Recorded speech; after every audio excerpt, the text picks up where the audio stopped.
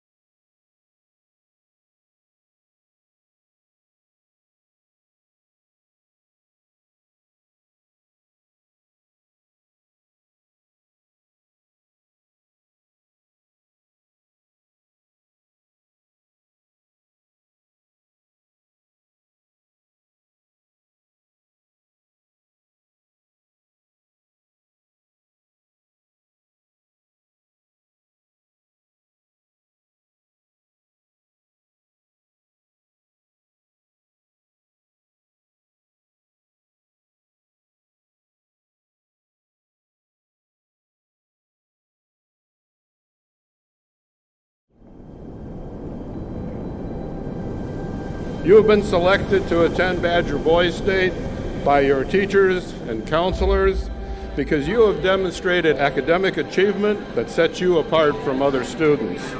Your academic and leadership abilities will be challenged as you run for office to form governments at the local, state levels to create the 51st state in our union. But Badger Boys State is so much more than just learning about our form of government.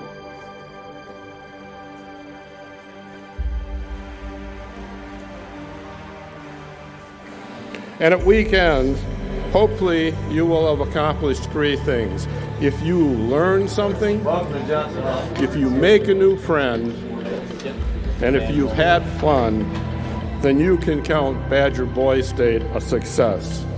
It is my honor to declare the 78th session of Badger Boys State officially open.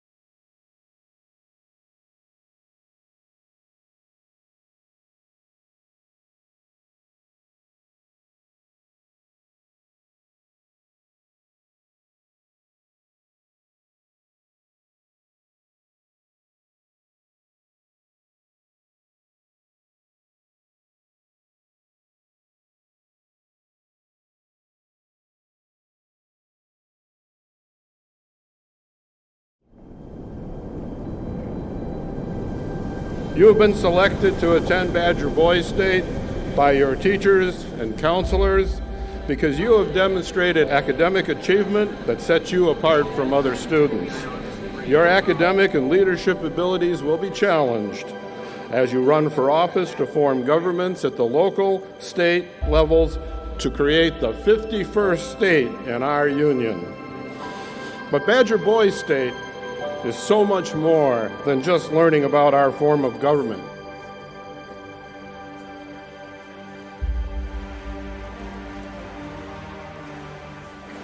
And at weekends, hopefully you will have accomplished three things. If you learn something, if you make a new friend, And if you've had fun, then you can count Badger Boy State a success. It is my honor to declare the 78th session of Badger Boy State officially open.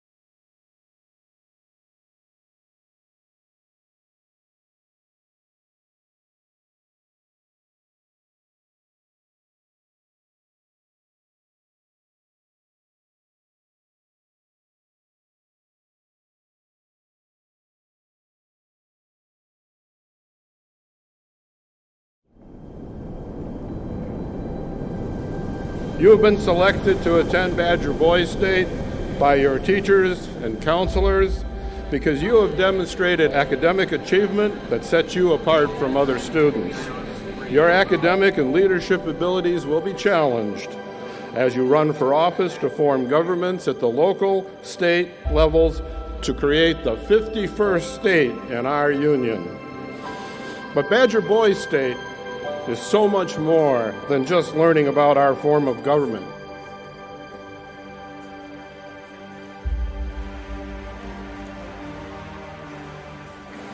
And at weekends, hopefully you will have accomplished three things. If you learn something, if you make a new friend, and if you've had fun, then you can count Badger Boy State a success. It is my honor to declare the 78th session of Badger Boy State officially open.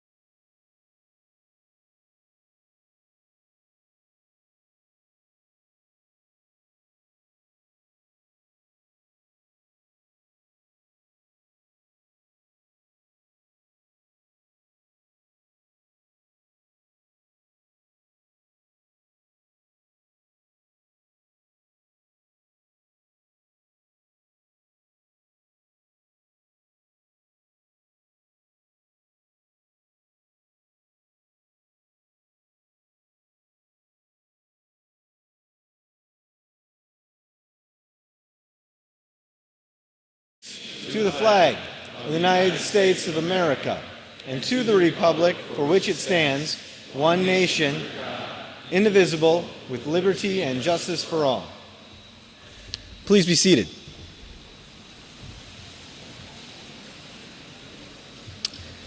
It gives me, as the assistant director of our government process here at Boys State, great pleasure to swear in the members of our Badger Boys State law enforcement. If you were appointed a police officer, a sheriff's deputy, or are a member of our state patrol, or were recently elected as your county sheriff, please stand.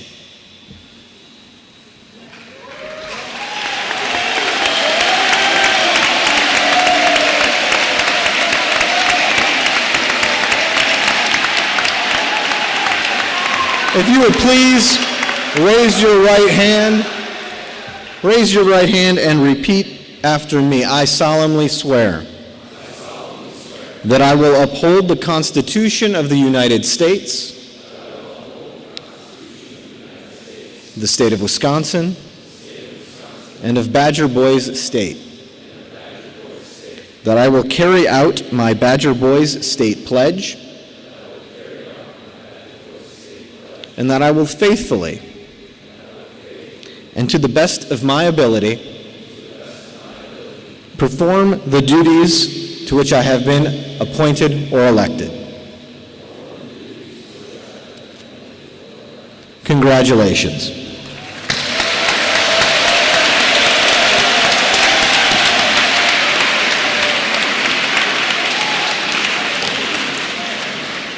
As the director of our legal program and the dean of the Badger Boys State School of Law, it is incumbent upon me to announce the results of the bar examination, which our law students took earlier today.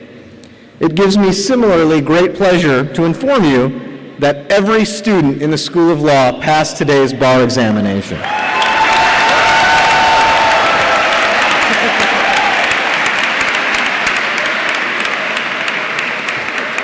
Would all participants of the Badger Boys State School of Law please stand?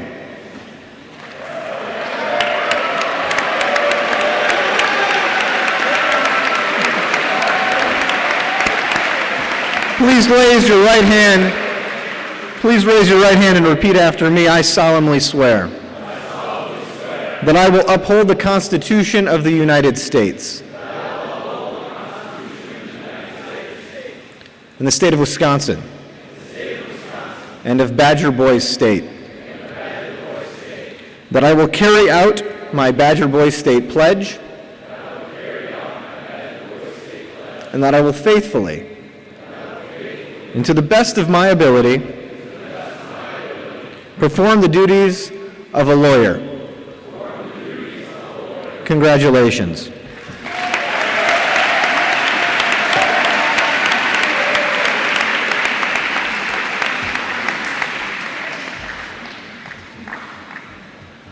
This week, we talk often about the transformation each of you make as men.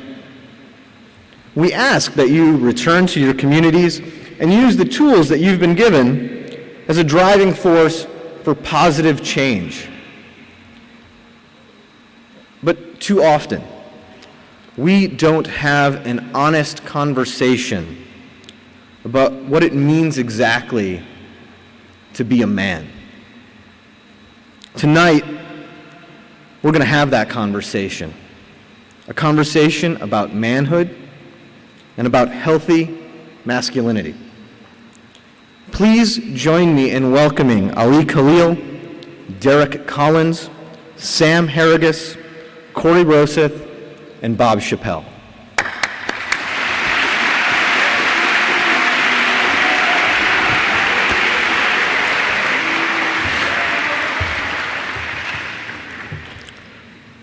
Be a man. A simple phrase, one we've all heard before dating back to our days on the playground. But have we ever stopped to think about what it really means to be a man? My name is Ali Khalil, and tonight we're going to talk about what it could really mean to be a man. For many, definitions of manhood has connotations that trap us within a box of what it means to be a man within our culture. Drive a truck, eat meat, play sports, make a lot of money and be good with girls, know how to use tools. Men are raised to believe that they must do to be accepted within their society. Now, none of these characteristics is inherently bad, and it's very important to remember that.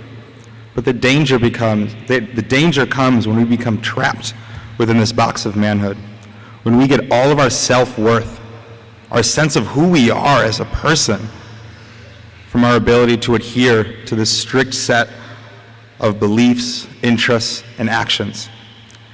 And the idea that our inability to do so somehow makes us less of a man. For example, if you decide to drive a Prius instead of a pickup truck, you're somehow less of a man. Men within this box feel inadequate if they decide to order a salad instead of a greasy cheeseburger. And men in this box feel emasculated if they cry in front of others. There's nothing wrong with a man who chooses to drive a truck and chooses to have that greasy cheeseburger. But it should be just that, a choice. Not a decision made out of fear that doing something different will get your man card revoked. The man box robs us of a true sense of self-determination. It keeps us from the freedom to look deep inside ourselves and examine what we really like and what we really don't like, what our interests really are, and the kind of person we want to be for ourselves and for those around us. But you don't need to just take my word for it. The leaders of a school-based club called Stand Up recently asked the entire 9th grade class at Appleton North High School about this same topic. They asked them what came to mind when they heard the phrase, "be a man." These are just a few of their responses. Don't be whipped, be strong, dominate, head of the household, eat meat, be in charge, and don't show your emotions unless it's anger. Some say be a man is one of the most harmful phrases that any boy will hear in their life, and I agree. The last thing that any kid wants to do is be singled out, to be made fun of because they're different for some reason.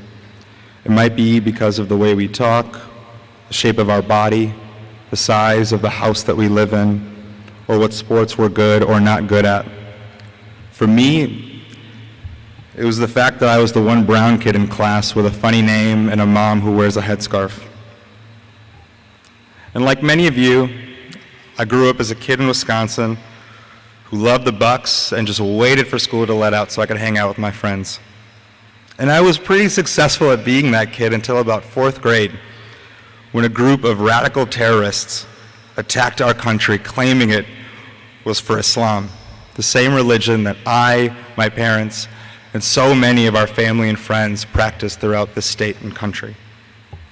Soon after, classmates that I had considered friends started pointing out my differences in hurtful ways, asking things like, "Hey, since you're Muslim, don't you know where they're going to bomb next?"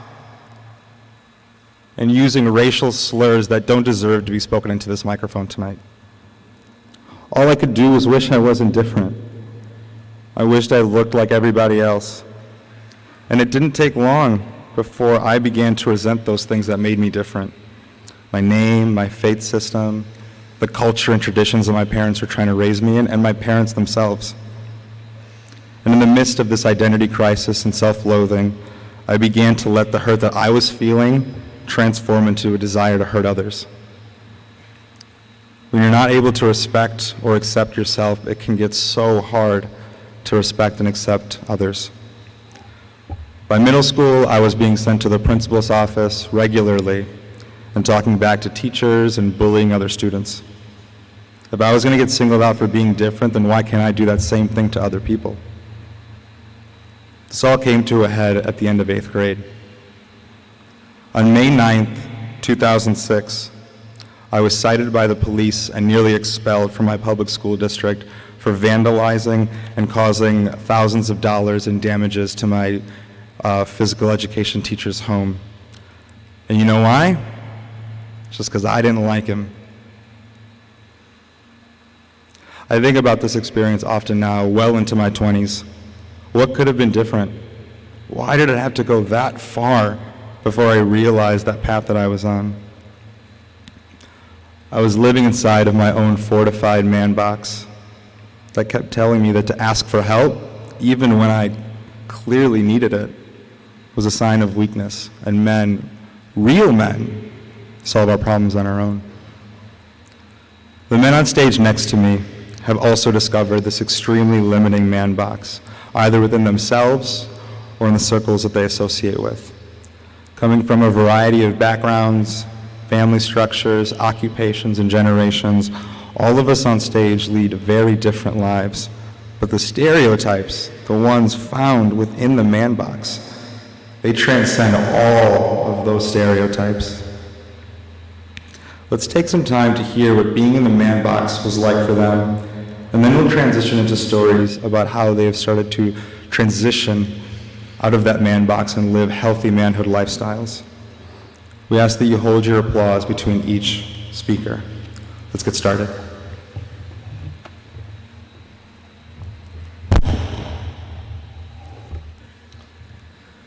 For the first 22 years of my life, I lived inside the man box. This wasn't a decision that I had carefully considered or thought very much about. It came naturally to me. Being a tall man with broad shoulders and a deep voice allowed me to hide an important truth that I kept buried deep inside. It was a truth that I hoped would never get out. It was a truth that I had suspected since childhood and hidden for just as long. The truth is, I'm gay. There are a number of factors that kept me from coming out in high school, including my own internalized homophobia. I thought to myself, that's not normal, it's not even that common, and it's definitely not something that happens here in this small town. I feared being bullied, cast out, and targeted for ridicule. And I really didn't want to admit it to myself, especially because all the representations of gay people in my life were negative. They're fragile, they're unhappy, they're guilty. I had been made to believe that to be gay was a choice, and I was struggling with the feeling that this choice was less and less within my control. I was made to feel like I was sacrificing the natural order to pursue some sinful lust. Since I didn't know anyone who was gay, everything that I thought I knew was based on stereotypes and television. The fear and guilt that I was feeling led me to behave in ways that made me unable to recognize myself. If to be gay meant being overly emotional, expressive, affectionate, then I would be emotionally flat, stoic, distant. I enjoyed playing sports and spending time with my friends, but I was constantly afraid of tripping up and revealing my sexuality. What if I threw the baseball the wrong way? What if I had to shoot a free throw and everyone could see how bad my form was? What if I tried my best and still couldn't succeed? Then everyone would surely know that I was gay. I was experiencing what psychologists refer to as stereotype threat, or the fear of confirming a negative stereotype about one's identity. I got to the point where I wouldn't take risks, try new things, or attempt feats which might result in failure. Because if I failed, so I thought, everyone would know that I must be gay. It was a full-time job maintaining this act, and it took a toll on me, both emotionally and physically. I was already good at school, so I threw myself into academics, studying around the clock to get the highest score, to prove that I wasn't worthless, to prove that I deserved to exist. But it all came at a cost. During an extra busy week of late-night studying in my senior year, I passed out at football practice from exhaustion. The same amount of effort that I was putting into academics just did not help me get better at sports, regardless of how much I tried. I'll never forget how I cried and cried to myself when I didn't make the varsity basketball team after my sophomore year season. Not because I cared that much about basketball, but because I thought that everyone would figure out that I must be gay if being 6'3" wasn't even enough to make me halfway decent at basketball. What I regret the most, though, is not being a friend to classmates who were visibly struggling with their own sexuality. Because no one suspected that I was gay, they didn't monitor their offensive language around me. He's such a insert 3-letter F word directed toward gay people. Did you hear what he said in math class? What a, you know the Q word. These types of comments disgusted me, and I made careful effort to distance myself from these people. But I didn't fully appreciate until the end of college is that I was relying on stereotypes to make myself feel better. Since I didn't fit the stereotype of what I thought a gay man to be, I was able to stay undercover, to stay hidden behind my mask. In public, I would argue that everyone should be treated with kindness, care, and respect, regardless of color, creed, or sexuality. By pretending not to see differences and certainly not acknowledging my own identity, I wasn't helping anybody. In practice, I was playing into the hand of heteronormativity, the default assumption that it's normal to be heterosexual and not normal to be anything else. I think it was the assumptions and the comments that my friends made about me that encouraged me to maintain this act. Comments like, "Hey man, I'm going out with this girl and she has a friend for you. Want to come with?" Or, "Dude, that girl over there is so into you. Are you going to make a move?" I never bothered to correct my friends because I felt good about their comments. From my point of view, I was passing as straight, and that was just fine with me. However, by not being myself for fear of losing everything, I was not contributing to social justice, but rather perpetuating social injustice. That made me a hypocrite, and I couldn't stand not practicing what I preached. Some identity markers are visible, like skin color, physical ableism, and gender expression, but some, like sexual orientation, are not so visible. People with visible differences cannot hide, so I thought that I shouldn't hide either. This internal conflict that I was feeling was toxic. I was denying my emotions, repressing my feelings, and acting a part, all in order to please others. At school, I was creating unrealistic and unsustainable expectations for myself, trying to prove my self-worth. But when I would inevitably come up short, I felt terrible. I was good at doing what came easy to me and passively deferring to a heteronormative culture, but I was not man enough to be myself.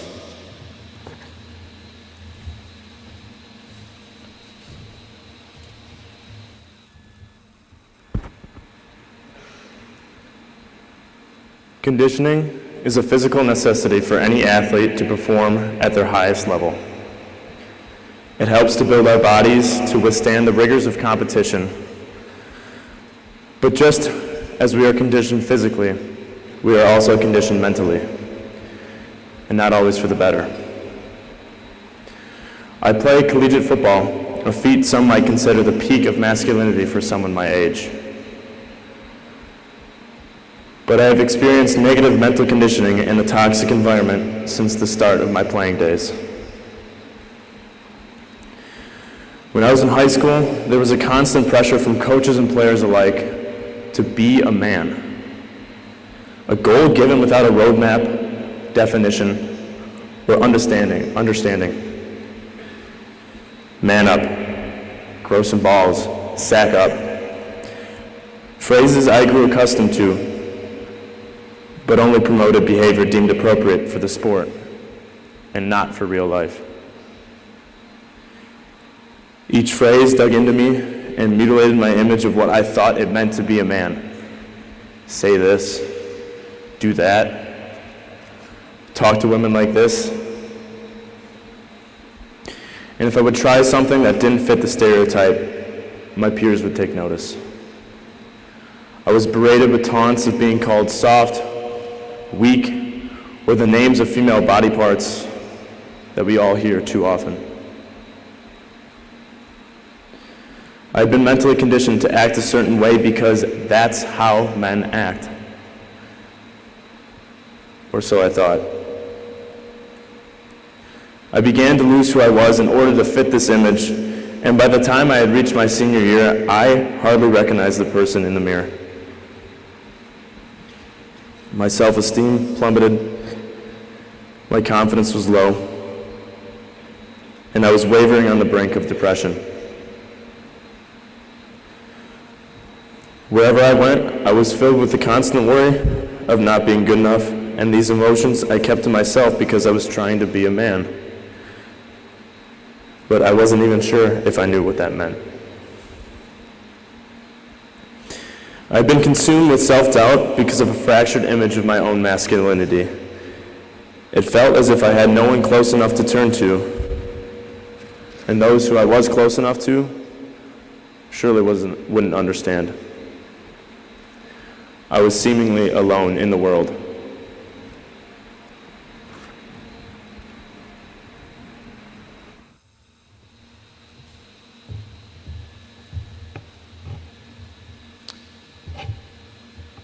I grew up the son of a single mother in the inner city of Milwaukee.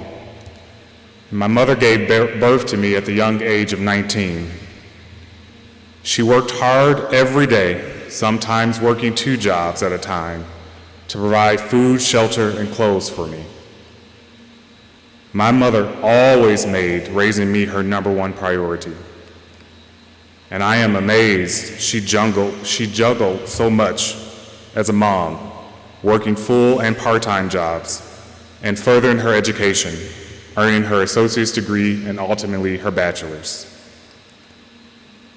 What made this all possible? You might be thinking. Well, in my family, there is no shortage of strong black women. This is the way it's always been. With the help of my grandmother and a host of blood and play aunties, I never lacked for the things I needed. Simply put, these women invested in me to ensure I would not become the stereotypical black male we so often see portrayed in American society. Like too many African American boys in America, my father was not an active part of my life, helping me to grow and develop into a young man. And because of that, my mother and these other strong women assumed the role of raising a boy into a man. This is no easy task. As a child, I was more sensitive than normal kids, and I was especially more sensitive than any boy should be, according to the social norms of that time. It did not take much to bring me to tears, and I really didn't enjoy doing the activities that normal little boys did, like playing sports. I was always more comfortable around women. I would often seek out companionship of girls in my classes, or I would stay very close to my female teachers. This meant I spent a lot of time doing things girls did more than doing things that little boys would do. Because of this, I was called soft, a punk, a sissy, for hanging out with girls. My peers, as well as adults, teased me for being girly. And usually, when men showed any interest in me, they only wanted to toughen me up, to be like a man. At some point, I became aware of what others thought and felt of me, and I became ashamed. So naturally, I began to act more manly by hanging out with more boys and doing and saying things that other boys did, even when I didn't agree.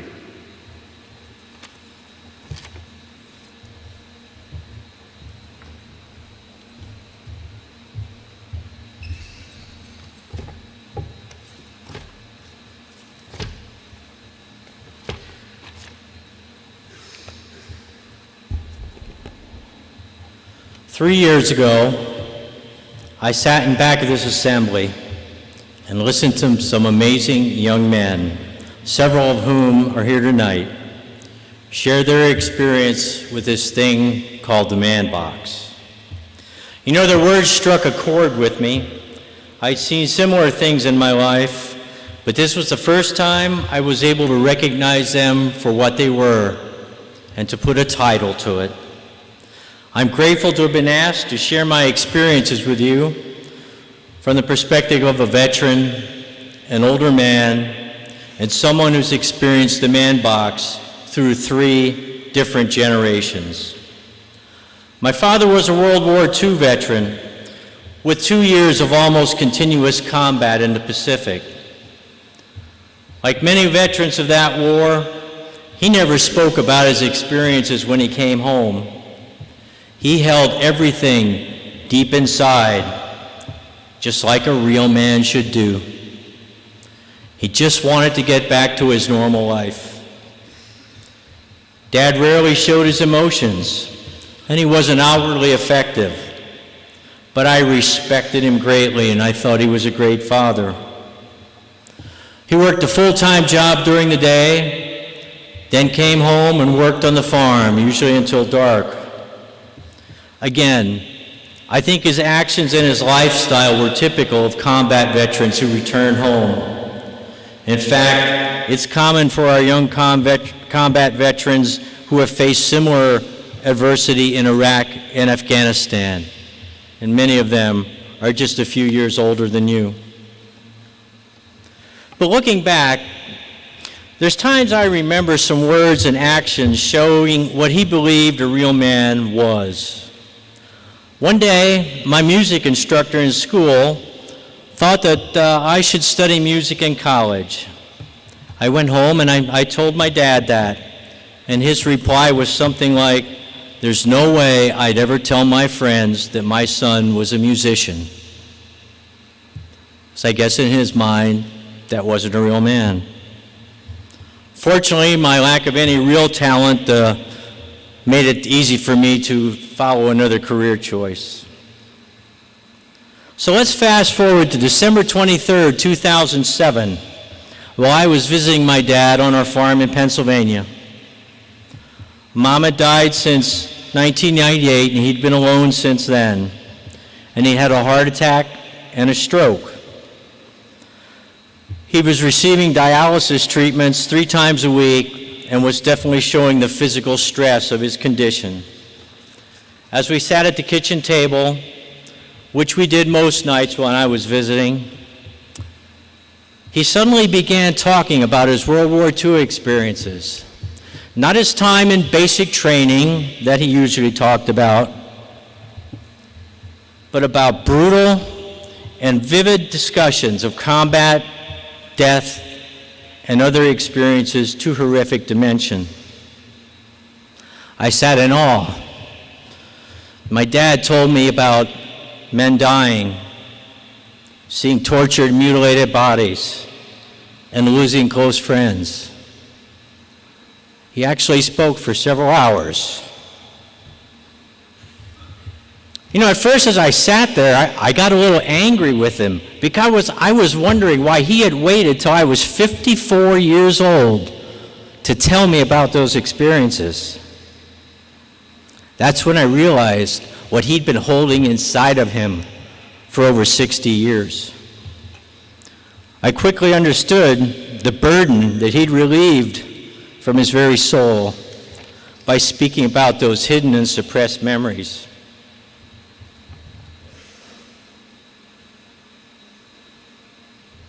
For the first time in my life, I saw my dad cry. He cried uncontrollably, and I cried with him.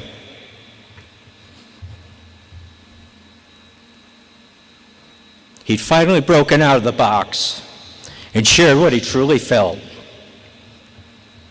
It was without a doubt the closest moment I'd ever had with him. 1 month later, he had another heart attack and stroke. His mind and body were quitting.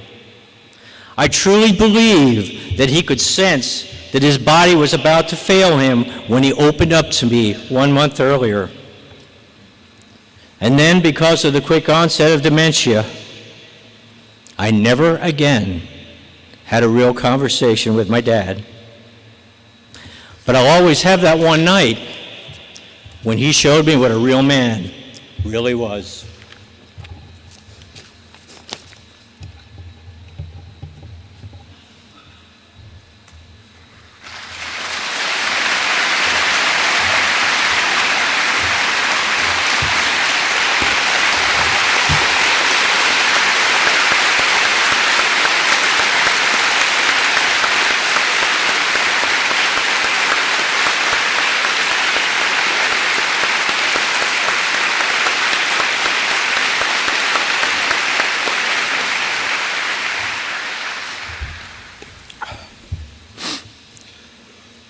The 9th grade students that we mentioned earlier at Appleton North High School who were asked what they thought when they heard the phrase "be a man" were also asked to respond to the question, what does healthy masculinity look like? This is just a sample of what they had to say about healthy masculinity. Do you see the difference? Healthy masculinity means so much more than the strict set of characteristics that bound us within the man box. Let's take a moment to hear how these men have transitioned out of the man box they just talked about and started a path towards the healthy masculinity that they try to live today.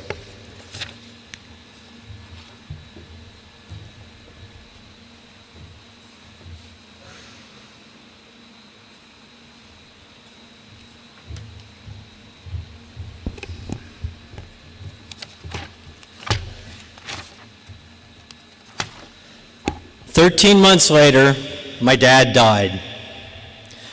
During that time, I made a number of trips to Pennsylvania to see him, but my son Mark took responsibility for watching over the family farm. Mark lived just 5 miles away from the farm in the same town where I grew up. A few months after the funeral, I returned to preside over the auction of the property. One thing I decided to do on that trip was to have a private evening with Mark. You see, I didn't see Mark regularly as he was growing up because his mother and I divorced, and I continued a 26-year career in the Air Force, traveling around the world and never really living close to Pennsylvania. Mark and I do, however, share a common thing. We share a condition known as Tourette's syndrome. Mine is very mild, but Mark's is a little more severe, with bouts of body twitches and facial tics and sometimes verbal outbursts. I knew it affected him, but didn't really know the true extent of how much it affected him throughout his life. Because you see, I'm a lot like my dad. I hold things inside, and I try to bottle up my emotions. I was worried that Mark sensed that I didn't care for him as deeply as a dad really should. The times I spent with him when he was growing up were really focused on having fun together during our limited time together. In many ways, I didn't even know the type of person he'd become. Deep down, I believed that I had failed him because of that.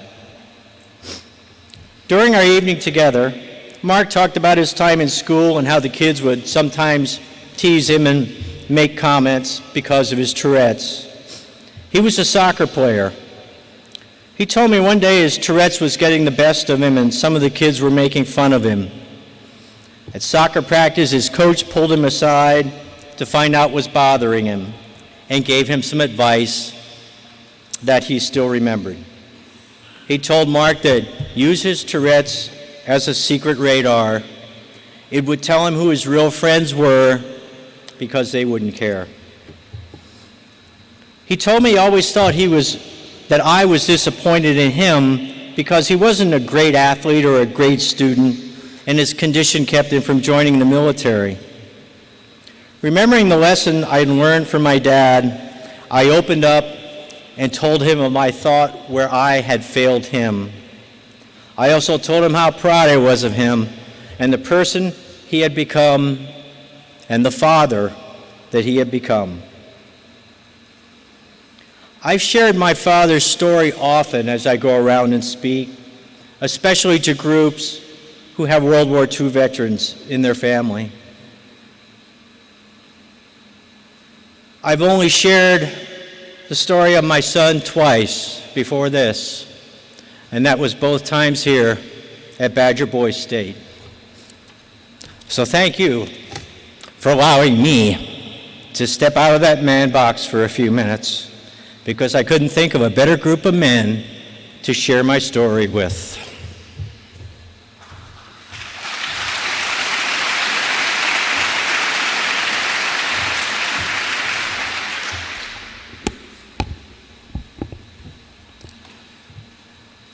As I grew up, it became a challenge trying to be someone I simply was not. Hard as I tried to dress, talk, and think like other boys my age did, I never felt comfortable in my skin. I began building up walls, never really sharing with anyone, especially another man, the real me. If I cried or showed any emotion at all, I did so only at night in the privacy of my bedroom. I began to feel depressed, and I felt worthless. I thought surely no one cared enough about me to really want to understand what I was going through. So why go on living? One day, I had the fortunate opportunity to talk to a good friend about all the things in life and consequences of decisions that we make. We talked about things that we had never discussed before. And we talked about things we would have never talked about in the presence of our other male friends. He confided in me his regret about the way he treated women and how he used them. And I shared with him how I had never gone past first base. In turn, he told me how much he admired me for being different than our other friends. Hearing him say that was the first step in a long process of me feeling like I was man enough just being me. From there, I went on to meet and interact with other men, many in this room here tonight, whom did not want to change me, but they engaged me and they accepted me for me. They showed me that being a man was multifaceted. It's not about how many girls you sleep with. It's not about keeping your emotions build up until you explode in an unhealthy way. Being a man is being open with yourself and then others so that we all can grow and develop an authentic manhood.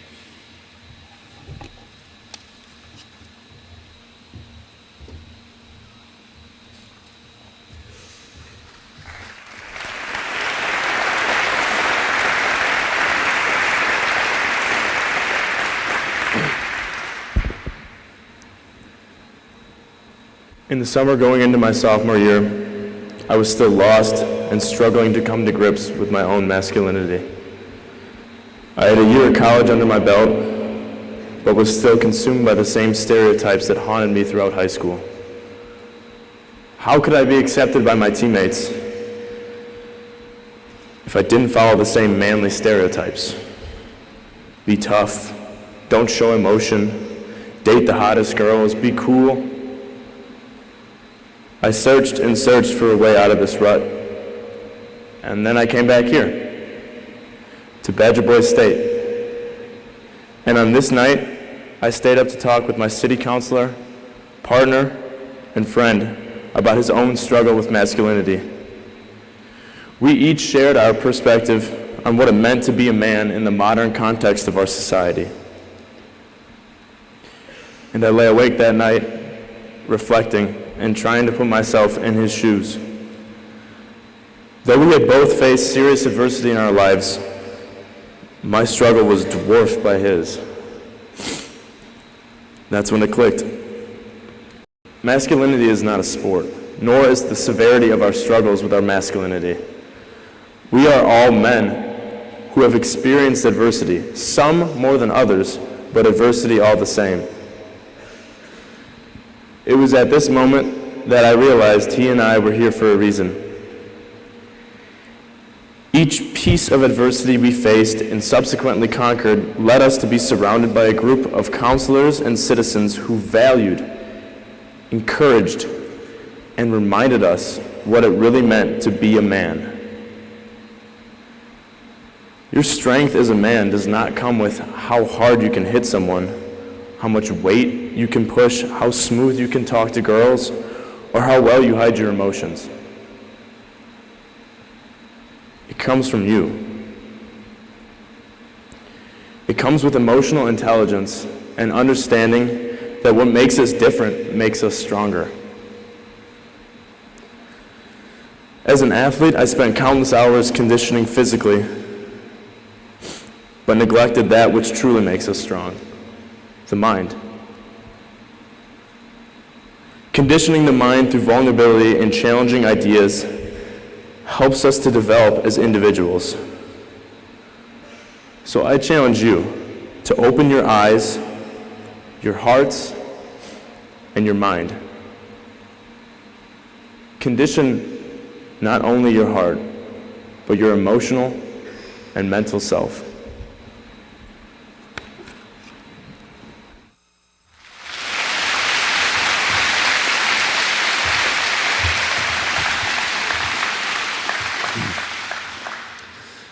The process of coming out is often depicted in movies and on TV as a specific moment in time.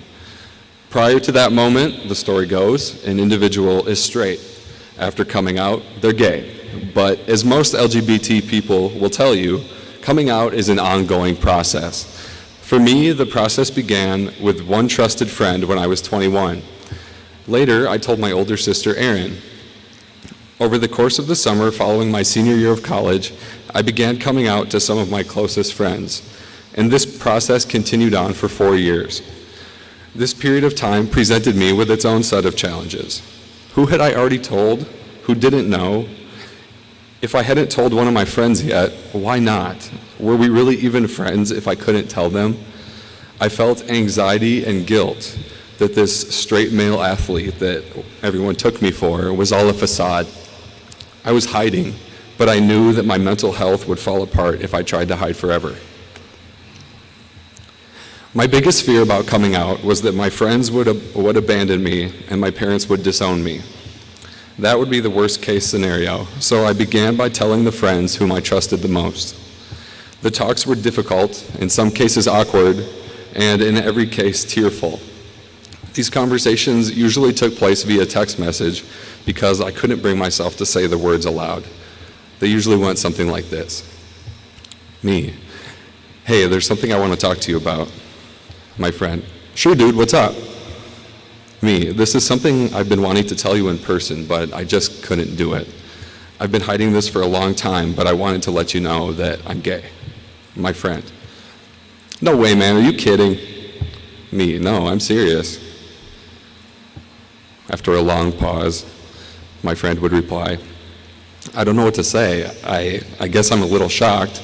I had no idea. Me. Yeah, I've been hiding it for a long time. My friend. I guess I feel like I don't really know you. Me. You know me better now than you've ever known me before. My friend. Of course, dude. This will take some getting used to, but I'm here for you. It means a lot that you told me. Love you, man. Me. Thanks, buddy. Love you too. The general reaction from my friends was one of surprise, but ultimately support. In fact, my friendships were overall strengthened because I felt as though I no longer had to hide.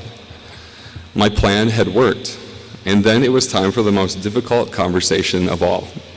I was determined to tell my parents.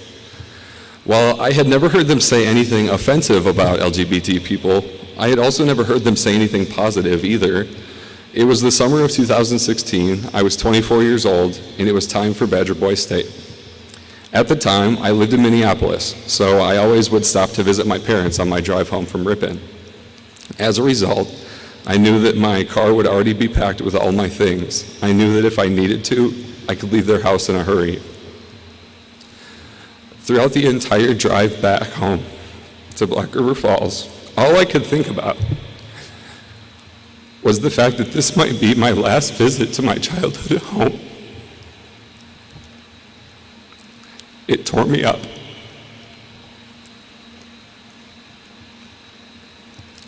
I couldn't bring myself to tell them in person. I wanted to, but I just couldn't do it. So I wrote them a letter, left it on my bed, and I drove back to Minneapolis. As I drove north, the rain poured down, covering the road and filling the ditches. There was a faint glint of sunlight trying to show through, but the June storm, a lot like this one tonight, continued to pour. After what seemed like days, I finally arrived back at my apartment and I waited for my phone to ring. I knew that sooner or later, my mom would go into my old room to check for laundry and tidy up like she always did. She would be the one to find the letter. It was 7:30 p.m. when my phone began to ring. My mom, then my dad, then my mom again, then my dad after that. All I could do was sit there and stare at my phone sitting on the coffee table, lighting up with the faces of my parents. I was too nervous to answer their calls, my body quivering in panic. What did they want to say to me? What if it was as bad as I feared? As I sat on the couch, paralyzed with worry, the text messages came through, one right after the other. First was my mom. I love you, I have always loved you, and I will always love you, no matter what. Then was my dad. I love you so much, and you will always be my son. Please come home when you can. I want so much to hug you and let you know that I support you.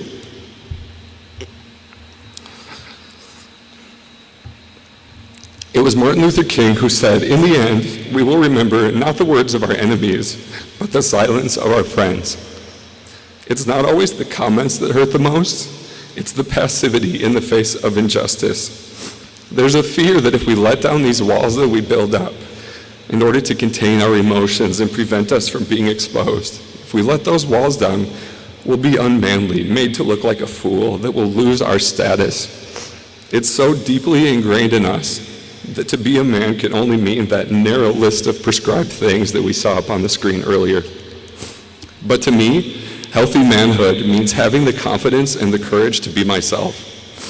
It means being the type of person who others look to as a role model.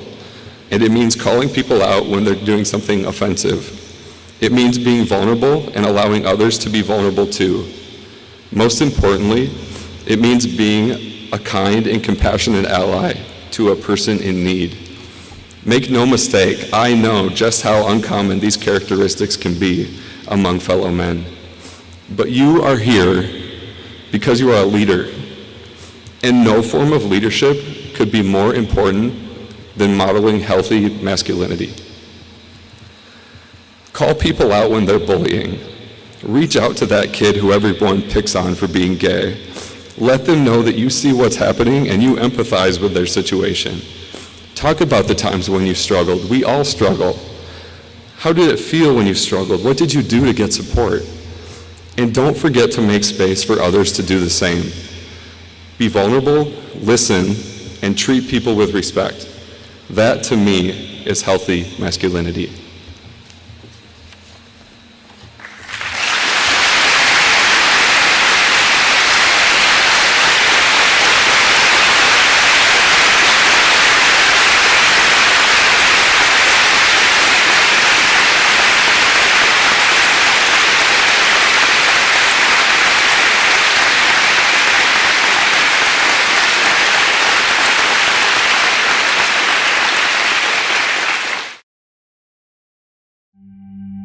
Stop crying. Stop with the tears. Don't cry. Pick yourself up. Stop with the emotion. Don't be a pussy. Don't let nobody disrespect you. Be cool and be kind of a dick. Always keep your mouth shut. Nobody likes a tattletale. Bros come before hoes. Don't let your woman run your life. You bitch. What a fag. Get laid. Do something. Be a man. Be a man. Grow some balls.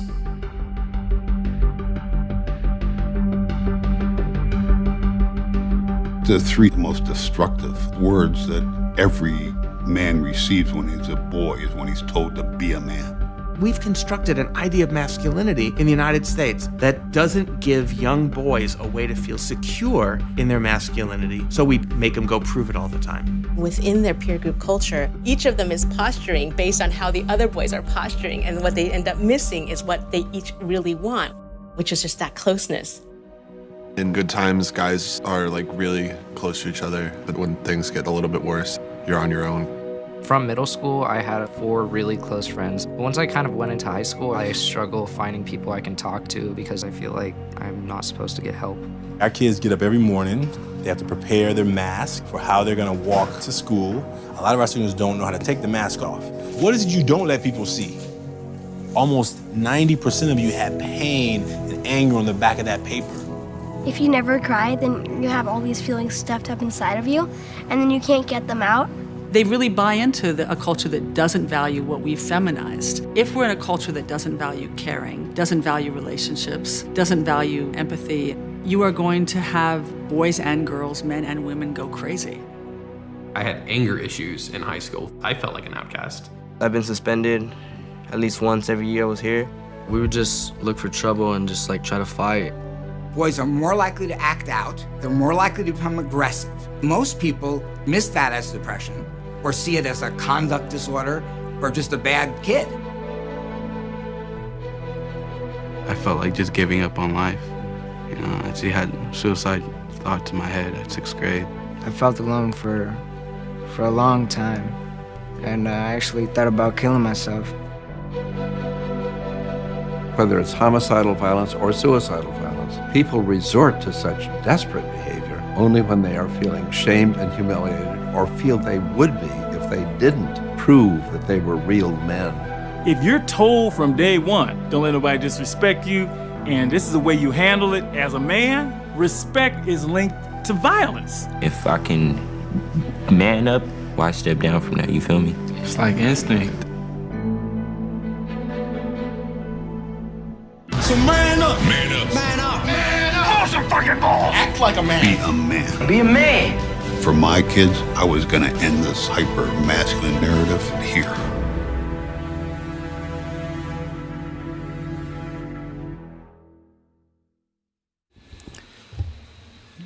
You've heard some important, moving stories tonight, and you might be wondering, what do I do now? The journey towards healthy manhood is a long one and requires each of us to take small, sustained steps each day if we're serious about living our truest, fullest selves. It's not some sweeping change we can make overnight.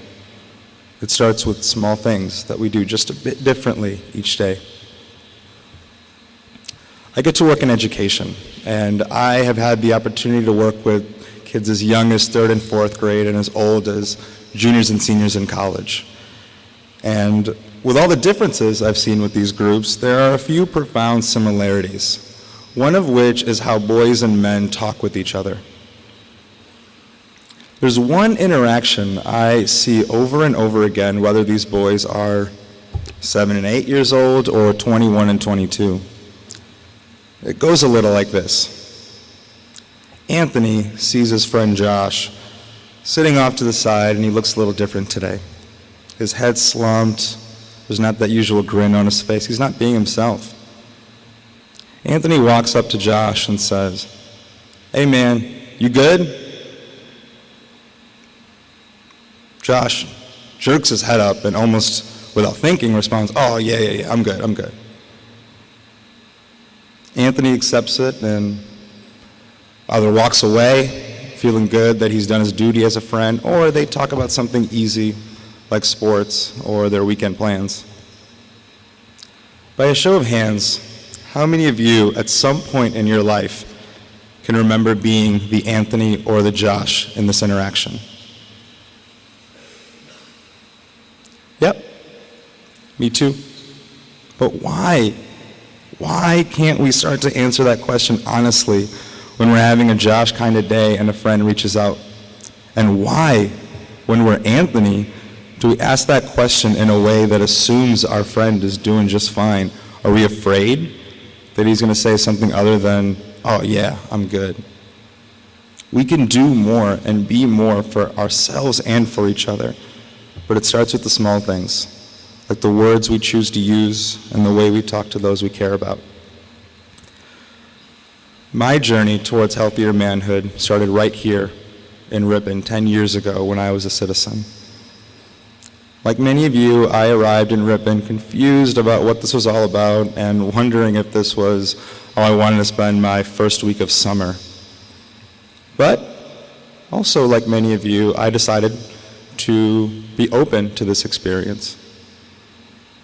Overall, I was enjoying myself. Towards the end of the week, my counselor asked me if I could stop by his room when I had a chance. Leaning against the doorway, he asked me how my week had been and whether I was having a good time. I said yes and mentioned how cool it was to hear veteran and journalist Charles Wiley speak and how great the guys in my city and county were. We talked for a little longer, and when I was about to head back to my room, he said something I'll never forget. He looked at me and he said, Hey, Ali. I just want you to know that I'm really glad you're here.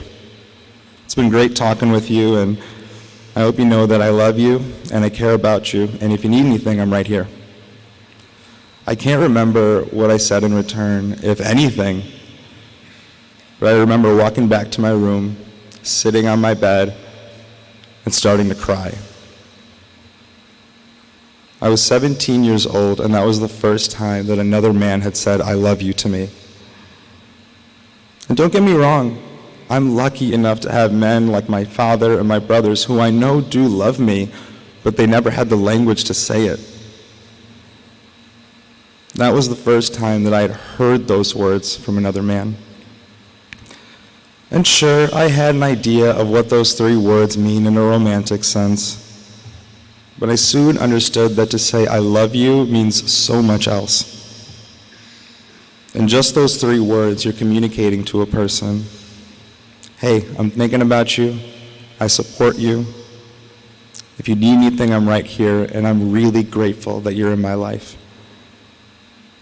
In the words of my counselor, to say I love you is to give the greatest gift of all, your time and your attention. Since then, I make it a point to tell my family and my friends I love them whenever I have the chance, in person, over text, on the phone, just because sometimes it's important to let them know that I'm thinking about them. It's one of the most important parts of my journey towards healthy manhood, and it started right here with a single conversation with my counselor, Gary Williams, back in 2009. Mother Teresa said, be faithful in small things, because it is in them that your strength lies. Start with the small things. If it's texting a parent or a sibling tonight to let them know that you're thinking about them, do that and allow yourself to feel something. It might be opening your ears a little more to new or uncomfortable ideas here at Boys State, or your first step towards healthy manhood might be something completely different based on how you're feeling right now. But whatever it is, take that step. As leaders, it is our responsibility to step outside the man box and lead a life of healthy masculinity. Guide others with care and support, not telling them to man up or be a man. We can no longer afford to perpetuate these ideas of what a man in our society is supposed to do and be. It will be on all of us as community leaders and policy developers, as brothers, sons, and friends, to lead this change of what it can mean to be a man. Now, individually, most of those characteristics are not bad, and I cannot emphasize that enough. There are so many joys that can be found within the man box, like driving that truck or eating that burger. But the harm comes when we are unable to expand our idea of what manhood can mean, and we don't allow ourselves or others to drive that smaller car or order that salad or cry because sometimes it's just too much, because we're afraid of being called out for not being man enough. That's when it's time for a change, and it starts with each one of us here in this room tonight. I challenge you, all of you, to hold yourselves and each other accountable this week and when you go back home, to lead that life of healthy, more open masculinity. Thank you from the bottom of our hearts for allowing us to share our stories tonight. And in closing, a group of counselors led by our Boys State production team has prepared something special for you.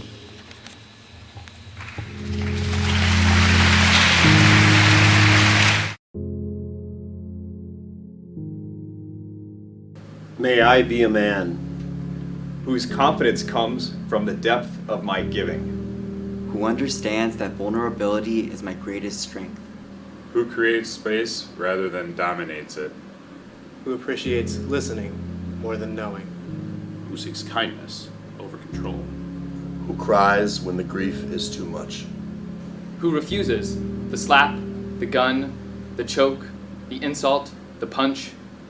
May I not be afraid to get lost. May I cherish touch more than performance. And the experience more than getting there. Puedo moverme lentamente, no abruptamente. May I be brave enough to share my fear and shame. and gather the other men to do the same. May I stop pretending and open the parts of me that have long been numb. May I cherish, respect, and love my mother. May the resonance of that love translate into loving all women and living things. Show your community what a man can be. A man who steps outside of that box and shows emotions other than anger. Be that leader for yourself and for those around you. Thank you.